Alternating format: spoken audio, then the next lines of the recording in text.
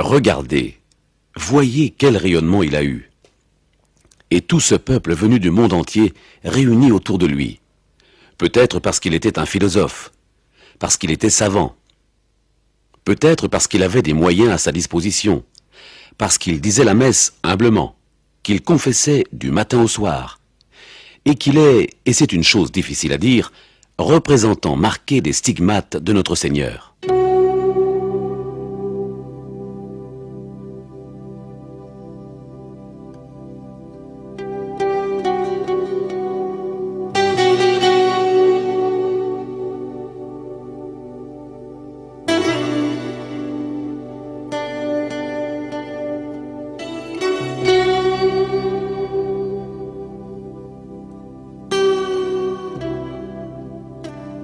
À peine entré dans la prière, je sens que mon âme commence à se recueillir dans une paix et une tranquillité que je ne puis exprimer avec des paroles. En somme, le problème est complexe. Il a été choisi par le Seigneur. Padre Pio avait le don de secouer les cœurs. Padre Pio devait offrir non seulement ses prières, mais sa souffrance. Alors c'est un esprit hautement mystique, spirituel, celui d'accepter la souffrance pour détruire le péché. San Giovanni est un pays du Gargano dont le nom aujourd'hui est indissolublement lié à celui de Padre Pio, un frère discuté par beaucoup, critiqué par d'autres, combattu par quelques-uns, mais certainement très aimé d'un très grand nombre. Cette histoire, cependant, ne commence pas ici, mais à Pietrelcina, un petit pays dans la province de Benevento, où le 25 mai 1887 naquit François Forgione, Padre Pio. Chi ha avuto molta influenza nella vita e nella santità di Padre Pio è stata... Celle qui a eu une très grande influence dans la vie, dans la sainteté du Padre Pio, a été sa maman, parce qu'elle lui a non seulement donné la vie, mais elle l'a éduqué à la vie, et spécialement à la foi. À l'âge de 5 ans, il était chez lui quand il entendit une voix qui l'appelait « François, François ». Il quitta la maison et ses jeux et s'en alla à la petite église de Sainte-Anne. Il se mit à genoux sur le premier gradin de l'autel et dit « Jésus, c'est toi qui m'as appelé ?» Il racontait que le Sacré-Cœur de Jésus lui apparut, lui mit la main sur la tête et lui dit « Oui, mon fils, je t'ai appelé et je te veux pour moi. » Gli mise una mano in destra e gli disse: sì, figlio mio, ti ho chiamato io, ti voglio per me. È così che Padre Pio lascia Pietrelcina. Et c'est ainsi que Padre Pio quitta Pietrelcina, entra au couvent de Morcone où il fit son noviciat. Les frères s'aperçurent que ce jeune était différent des autres, parce qu'il vivait cette intimité avec le Seigneur d'une façon vraiment exceptionnelle. È diverso dagli altri, perché vive questa intimità col Signore in un modo veramente eccezionale.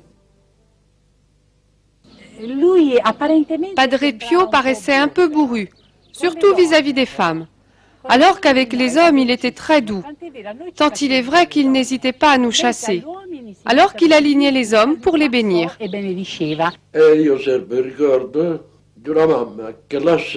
Moi, je conserve le souvenir d'une maman qui a laissé sa fille mourante chez elle et a couru désespérée chez Padre Pio. Elle put le rencontrer au confessionnal. Il se montra plutôt froid et ferma brusquement la grille du confessionnal. Imaginez le scandale, le bouleversement, le trouble de cette pauvre mère. Mais quand elle revint chez elle, elle retrouva sa fille vivante, ressuscitée, parfaitement guérie.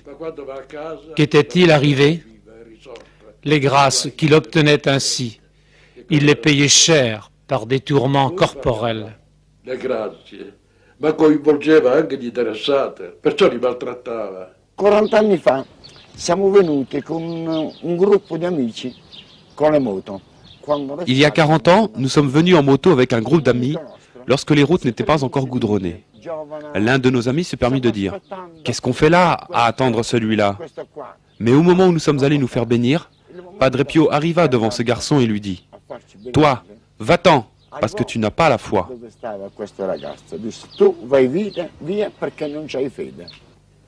Come la parola stessa lo dice, Comme le mot le dit bien, scruter les cœurs signifie lire à l'intérieur, se rendre compte de ce qui se trouve dans le cœur d'une personne et donc dans son âme. C'est un don que le Seigneur fait à certaines âmes particulièrement engagées dans l'apostolat.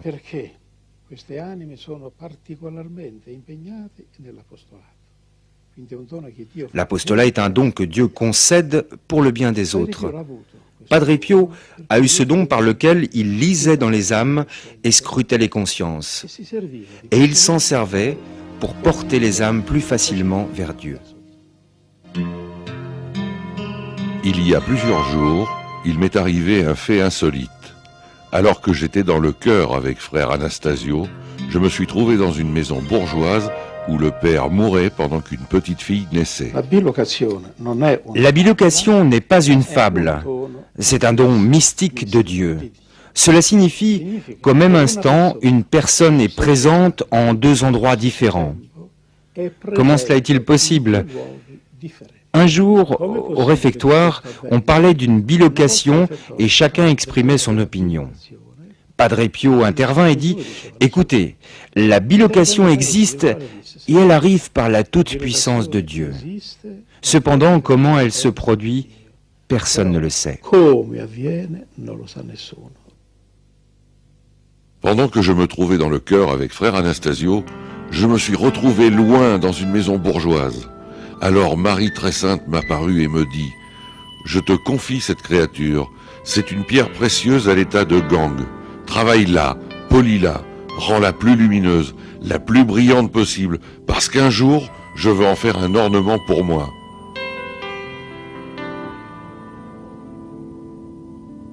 Comment cela sera-t-il possible ? Je ne suis encore qu'un pauvre petit clerc. Je ne sais pas si j'aurai la fortune et la joie d'être prêtre. Et même si je suis prêtre, comment pourrais-je penser à cet enfant, étant moi-même loin d'elle ? Et la Madone ajouta, « Ne doute pas, ce sera elle qui viendra vers toi, mais d'abord tu la rencontreras à Saint-Pierre. » Après cela, je me suis de nouveau trouvé dans le chœur. Cet enfant dont parlait Padre Pio naquit à Udine le soir du 18 janvier 1905. Des années après, la mère racontera que dans cette même soirée, elle aperçut la figure évanescente d'un frère capucin que personne n'avait vu entrer, mais qui s'éloignait dans les couloirs du palais. Dans l'été de 1923, l'orpheline, désormais demoiselle, se rend à San Giovanni Rotondo pour connaître Padre Pio. Malgré la grande foule, elle se retrouve en première file dans le corridor de la vieille sacristie. Et à son passage, Padre Pio s'arrête devant elle et la regarde.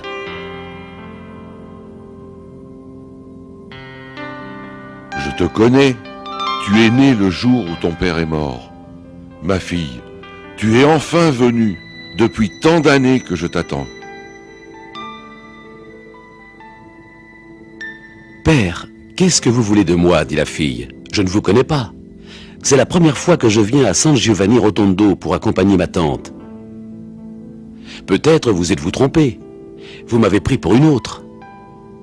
Non, non, je ne me suis pas trompé. Je ne t'ai pas pris pour une autre fille. Mais toi, tu me connais, car tu m'as approché l'année dernière dans la basilique Saint-Pierre à Rome. Tu as été confié à mes soins par la Madone. L'année précédente, la fille s'était rendue à Saint-Pierre de Rome et ne trouvant pas de confesseur disponible, elle rencontra un frère à l'intérieur de la basilique et lui demanda de la confesser. À la fin de la confession, ayant trouvé un réconfort particulier dans les paroles du frère, elle attendit que celui-ci sortît du confessionnal pour lui baiser la main. Mais avec une immense stupeur, elle découvrit qu'il n'y avait personne. Padre Pio était un frère un peu spécial, car il avait les stigmates, et les fidèles allaient plus volontiers se confesser près de lui. À cette manifestation externe de Jésus qui lui était imposée avec les stigmates, s'ajoutait le don de scruter les cœurs, par lequel, très souvent, c'était le Padre Pio lui-même qui, à l'intérieur du confessionnal, disait les péchés des pénitents. Padre Pio, benché io fossi giovanissimo, Padre Pio, bien que je fus très jeune, voulut se confesser à moi. Même si cette confession est celle d'un saint, elle reste secrète. C'est pour cela que l'on n'en parle pas. Cependant, je vais raconter comment se termina la confession de Padre Pio dans la petite cellule où il est mort. Il était assis sur ce fauteuil, et moi, j'étais assis à côté de lui. La confession terminée, Padre Pio éclata en sanglots, et je ne réussis pas à le consoler. Pourtant, moi qui étais très jeune, je ne voyais aucun lien, aucun rapport entre les pleurs de Padre Pio et les péchés qu'il m'avait dit. Et je lui ai fait remarquer, « Padre Pio, pourquoi pleures-tu » À ce moment, ce fut lui qui devint mon maître et me dit, « Hé mon fils, peut-être penses-tu que le péché c'est la transgression de la loi? Le péché, c'est la trahison de l'amour. » Il peccato è la violazione, il tradimento dell'amore.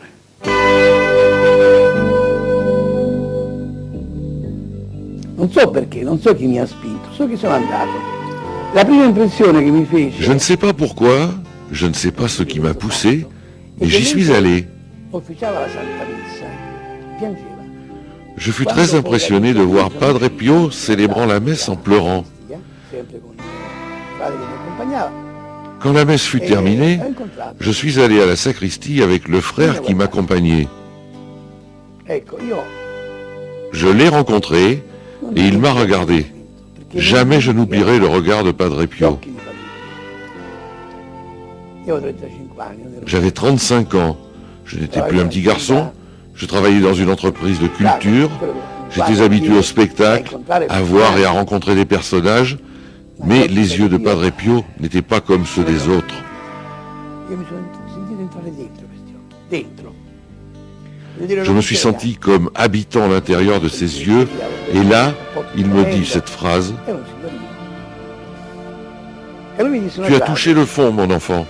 Mon fils, maintenant, tu vas te redresser. ora risalirai. Un certo Carapoli, che ha avuto un incidente al ginocchio. Un certain Carapoli, qui avait eu un accident au genou, vint chez Padre Pio. Il attend son tour et Padre Pio, bourru comme d'habitude, lui dit E perché Eh, non ti ginocchia? « Pourquoi tu ne te mets pas à genoux? Non posso inginocchiare. Et comment puis-je m'agenouiller? J'ai les jambes paralysées. Je viens pour cela. Mets-toi à genoux. Inginocchiati. Lui sul L'homme obéit, gestolato fait un sta effort per inginocchiarsi. et le genou plie. Le guarigioni Les inspiegabili. guérisons miraculeuses, que sont-elles? Ce sont celles que rationnellement nous ne réussissons pas à expliquer. S'il y a la prière, il y a l'intercession d'un saint, Padre Pio, la Madone, Saint Antoine, Sainte Rita, alors arrive le miracle, la guérison faite par l'intervention surnaturelle de Dieu. E dunque un giorno un frate cappuccino mi ha chiesto di... Un jour, un père capucin m'a demandé de mettre en musique une prière sur Dieu Père, écrite par une sœur. Je ne sais pas de qui il s'agissait. Je composais, mais en réalité, cela ne me plaisait pas.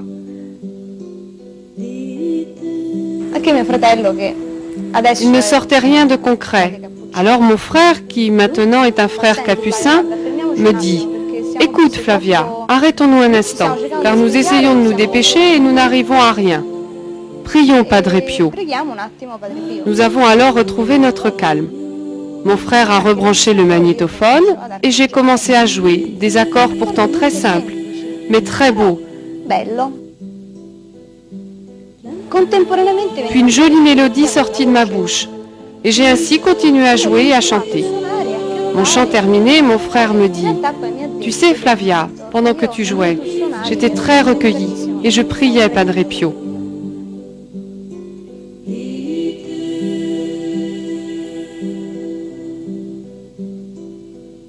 Questa canzone è nata dall'inizio Cette composition musicale est donc née d'un seul jet. di Jack. Heureusement, elle était enregistrée, car après, j'ai dû l'apprendre. Per fortuna avevamo registrato. Finita la canzone ho detto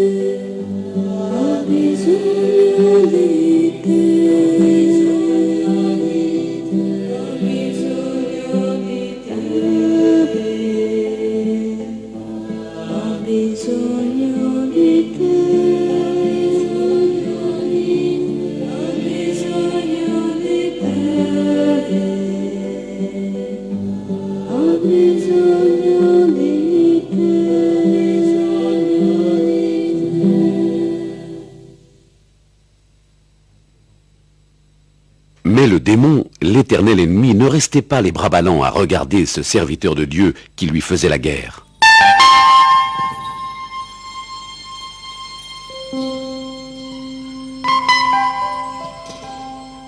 C'était déjà la nuit bien avancée, quand les démons commencèrent leur assaut avec un bruit du diable.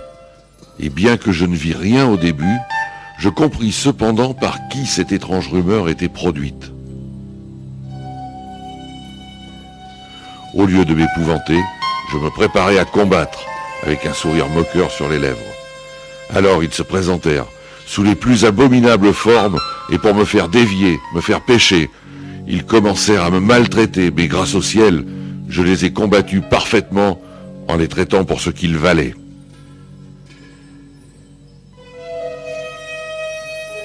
Et tandis que je voyais s'en aller leurs efforts en fumée, ils me tombèrent dessus, me jetèrent à terre, me frappèrent très fort, jetant en l'air les oreillers, les livres, les sièges, et poussant des cris désespérés et prononçant des paroles extrêmement sales.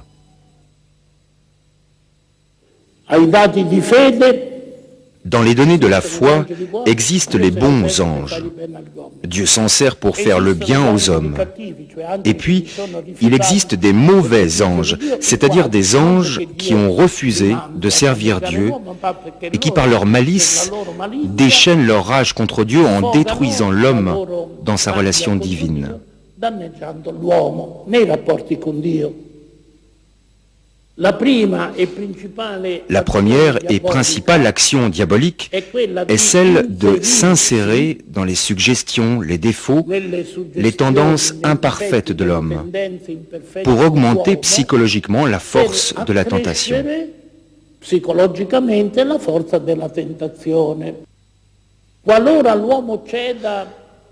Dans le cas où l'homme cède aux suggestions diaboliques, le démon peut avoir contribué à l'augmentation de la tentation. Cependant, la culpabilité est personnelle. 90% des personnes qui font du spiritisme s'en défendent parce qu'ils l'ont fait pour jouer.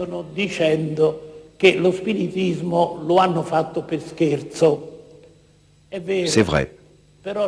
Certes, l'homme peut faire des choses sérieusement ou par jeu, mais le démon sait intervenir très justement dans les deux cas, même chez les saints. J'étais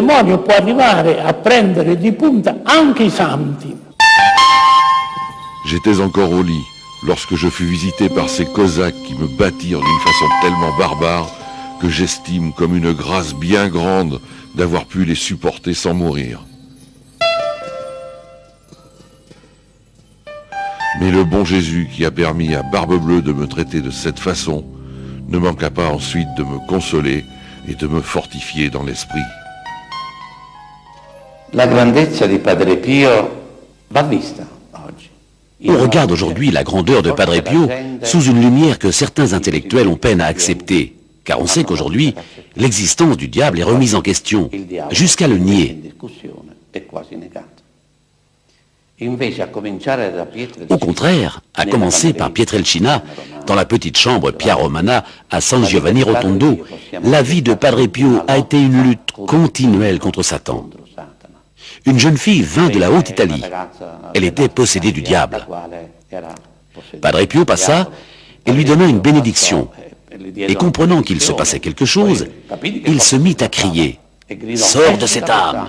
Sors de cette âme !» Je ne comprenais pas. Je vis seulement cette fille, âgée de 18-19 ans, qui s'apprêtait à se précipiter contre Padre Pio, et que des hommes et des femmes retenaient. Elle se mit à crier « Tu me le paieras !» Moi qui ne comprenais rien de cette scène, je pris Padre Pio et l'éloignai. Et puis, vers 10h30, nous entendîmes un bruit, un hurlement.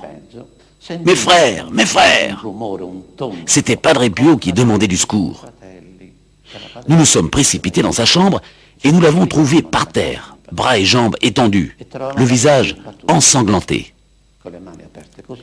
Je lui dis « Padre Pio, dans quel état vous êtes? Laissez donc le diable, vous êtes trop âgé pour l'affronter. Voyez comment il vous maltraite, il finira par vous détruire. » Non, non, répliqua-t-il, j'ai toujours remporté la victoire contre lui. Le combat a été rude ce coup-ci, mais n'avez-vous pas vu cette pauvre femme hier soir? Elle me faisait tant de peine. C'est ainsi qu'il nous raconta comment il avait dû affronter corporellement le diable pour réussir à libérer cette femme. Aveva dovuto affrontare fisicamente il diavolo, però poi c'era riuscito. Mais le Seigneur ne manqua pas de payer en retour son serviteur très fidèle. C'est justement dans la souffrance qu'il lui a concédé la grâce la plus grande, celle d'expier avec ses souffrances corporelles les fautes de ce siècle.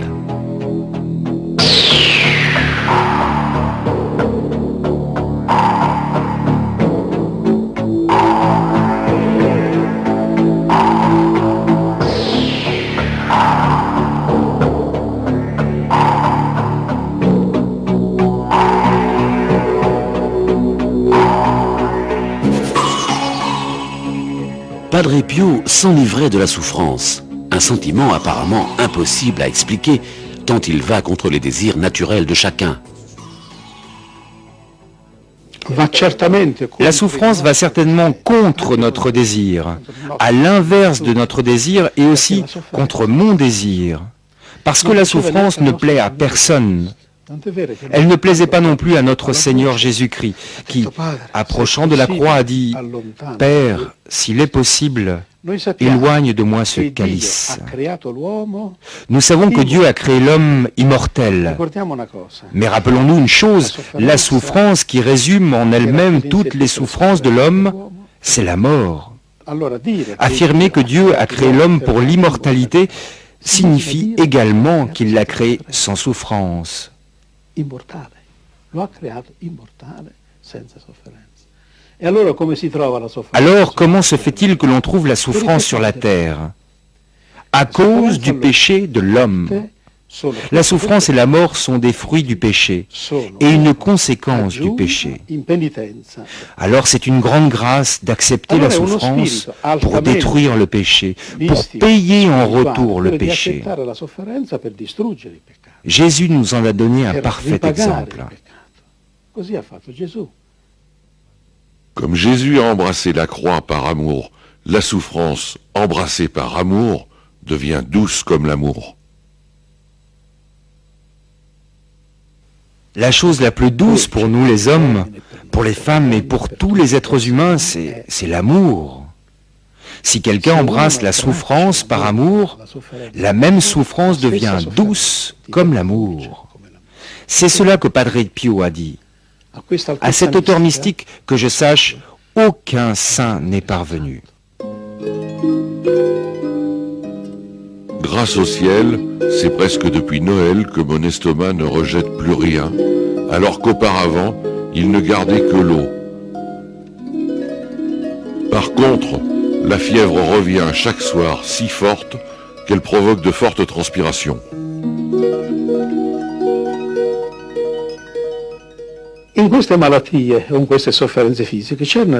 Dans ces maladies, dans ces souffrances physiques, il avait des fièvres très élevées qui ont atteint des limites extrêmes.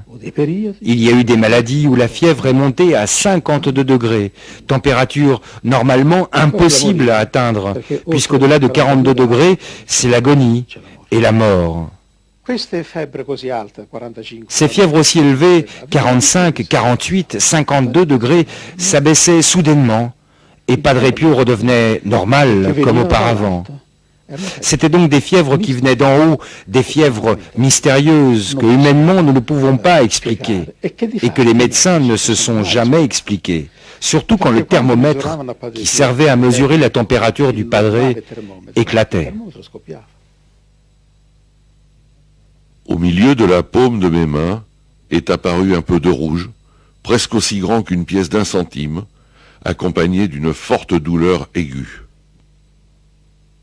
Dans la longue histoire de la stigmatisation de Padre Pio, il faut distinguer deux périodes. La période de ce que l'on appelle les stigmates invisibles et la période de ce que l'on appelle les stigmates visibles.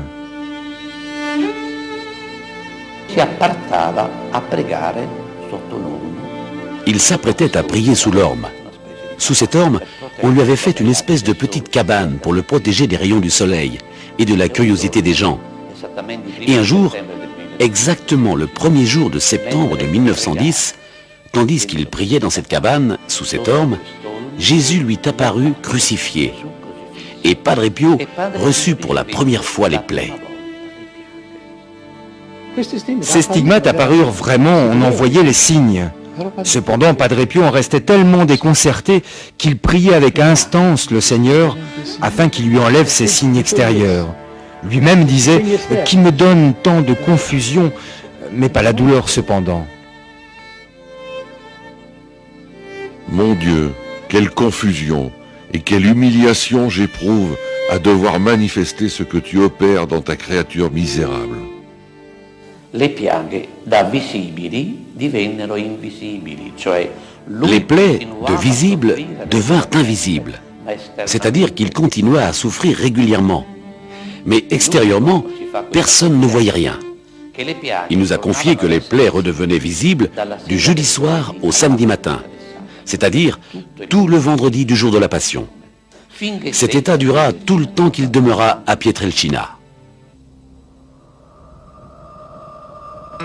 Je confessais le soir du 5 lorsque soudain, je fus effrayé par un personnage céleste qui se tenait devant moi. Il tenait à la main une espèce d'outil semblable à une longue lame de fer, à la pointe très effilée, d'où semblait partir du feu.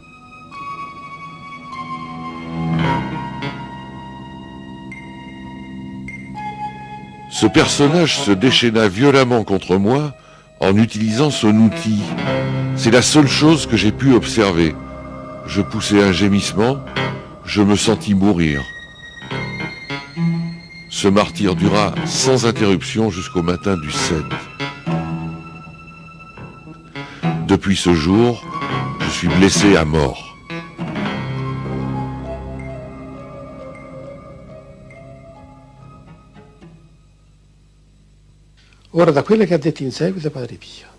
D'après ce qu'a dit ensuite Padre Pio et ce qu'ont observé ses directeurs spirituels, il s'agit d'une blessure physique au côté. Le 20 septembre suivant, Padre Pio a eu les 4 autres plaies. C'était le matin du 20 du mois dernier, dans le chœur, après la célébration de la Sainte Messe.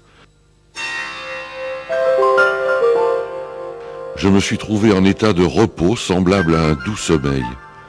Tous mes sens, intérieurs et extérieurs, ainsi que les facultés de l'âme, se sont trouvés dans ce repos indescriptible.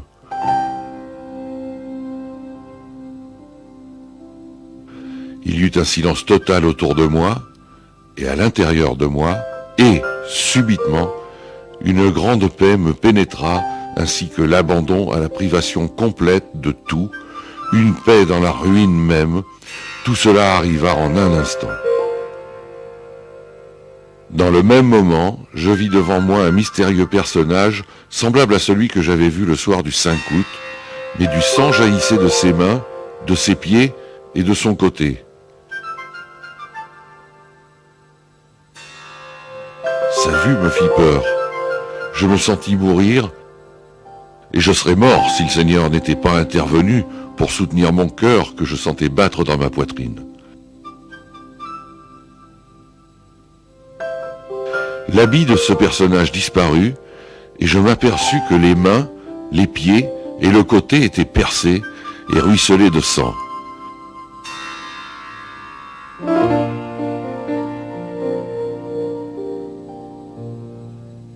Imaginez la crainte que j'ai expérimentée alors et que je suis en train d'expérimenter continuellement tous les jours.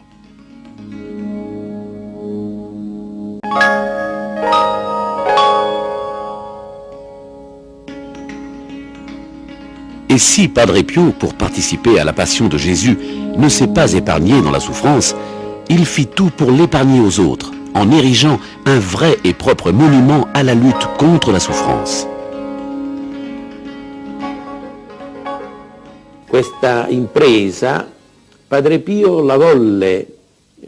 Cette entreprise, Padre Pio voulut la réaliser parce qu'il lui donna justement une finalité, un but. Il dit « Ce fleuve de charité qui arrive à San Giovanni Rotondo doit être réalisé pour aller à la rencontre des malades et de ceux qui souffrent. » Remarquez qu'il fit ce discours immédiatement après la guerre, alors que l'assistance sanitaire n'était pas assurée à tout le monde.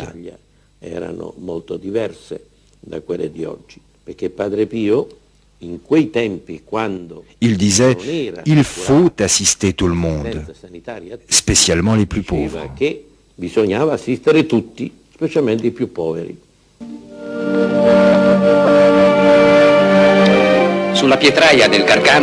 Sur la rocaille de Gargano est sortie la plus belle clinique des Pouilles. Padre Pio l'a voulu, lui à qui le Seigneur a conféré les stigmates le 20 septembre 1918 au couvent des Capucins de San Giovanni Rotondo. Le Saint-Père lui a fait parvenir la bénédiction apostolique.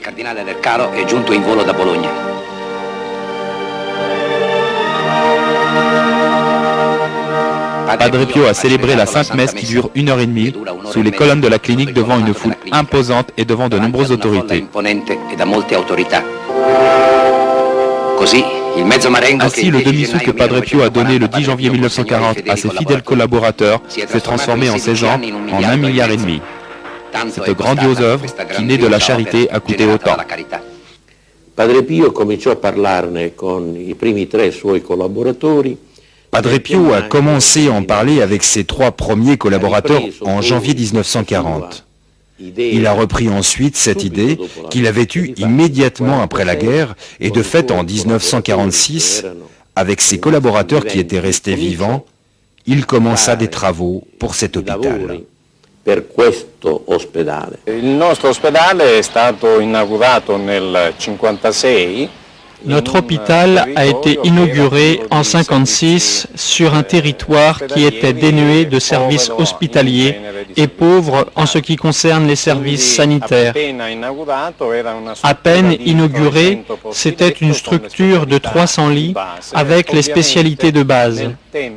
Évidemment, dans ce temps-là, on est allé en s'orientant toujours plus vers les hautes spécialisations. Aujourd'hui, c'est une structure de 1200 lits qui a en pratique toutes les autres spécialités médicales. Elle est devenue une structure qui, au point de vue organisation fonctionnelle, est extrêmement complexe. C'est un organisme hospitalier d'avant-garde au plan des technologies et des compétences professionnelles. Et delle competenze professionali. Père, la clinique est complète. Nous ne pouvons plus recevoir personne, dit le docteur. Aux malades, on ne refuse rien. On ne peut pas leur fermer la porte au nez. Que raconteras-tu à Saint-Pierre?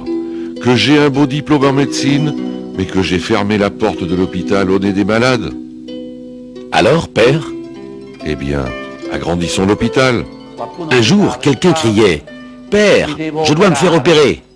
Et je me rappelle que le père répondit « Hé, si tu veux te faire tuer !» Mais qui est celui qui se fait opérer pour se faire tuer? On se fait opérer pour guérir. Il voulait dire que dans ce cas-là, il ne fallait pas d'intervention.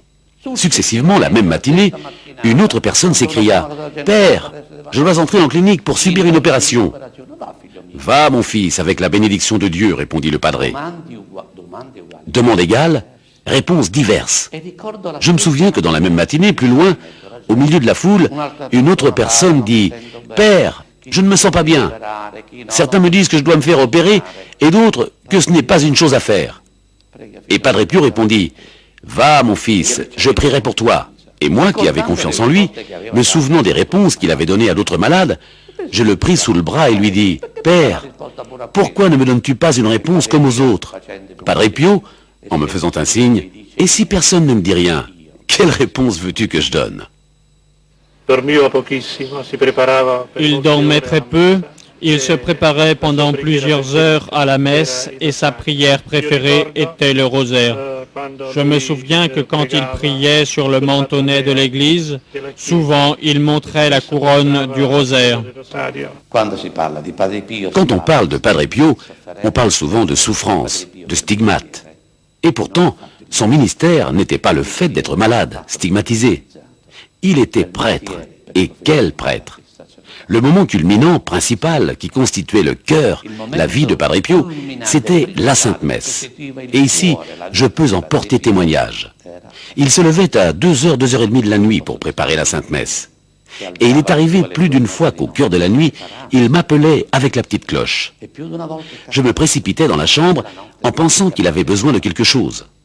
Il me disait, « Mon fils, allons dire la messe. » Je regardais la montre, il est 2h30, Padre Pio.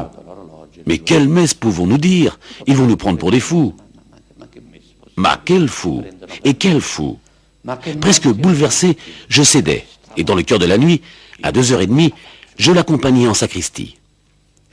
Et là, il se trouvait près du Seigneur, presque physiquement.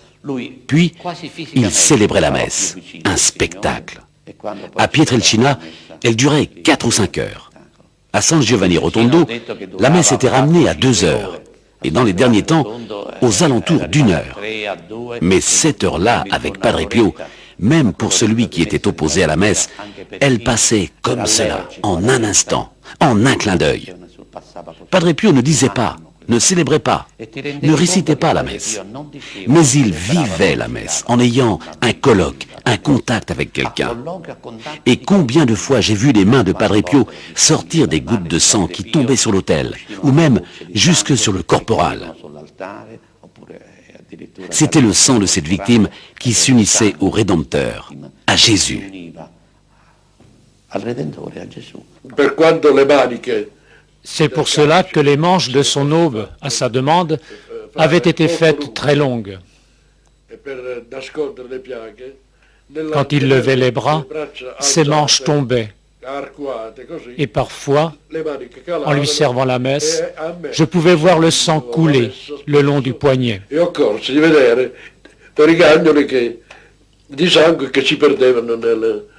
C'était vraiment la grande mission de Padre Pio.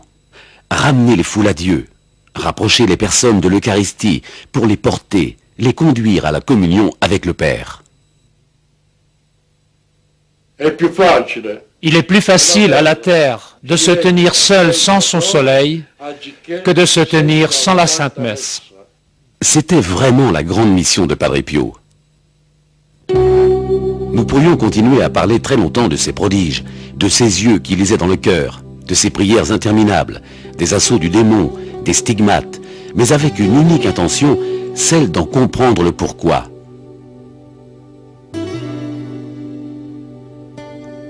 Comprendre que derrière chaque prière, chaque guérison, chaque confession, chaque goutte de sang versée des blessures des mains, des pieds et du côté, il y avait une offrande faite par Padre Pio à Dieu avec le cœur. Comprendre que dans les chairs mêmes de Padre Pio s'accomplissait à chaque instant de sa vie le sacrifice de la passion du Christ, qui chaque jour se renouvelait en chaque messe, chaque fois que le prêtre consacre le pain et le vin en les transformant au corps et au sang du Christ.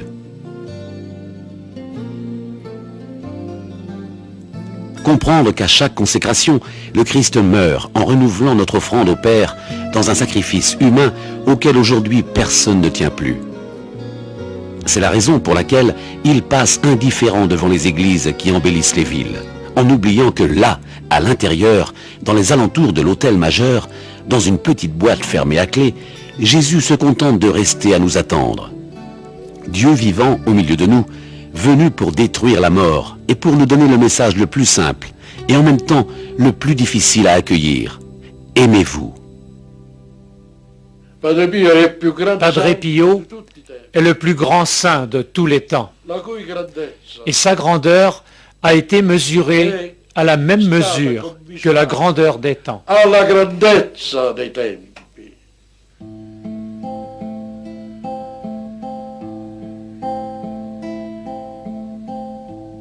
En ce temps-là, Jésus dit, « Je te bénis, ô Père, Seigneur du ciel et de la terre, parce que tu as tenu ces choses cachées aux savants et aux intelligents, et tu les as révélées aux plus petits. Oui, ô Père, car ainsi il t'a plu. Tout m'a été donné par mon Père. Personne ne connaît le Fils, sinon le Père. Et personne ne connaît le Père, sinon le Fils, et celui auquel le Fils veut le révéler.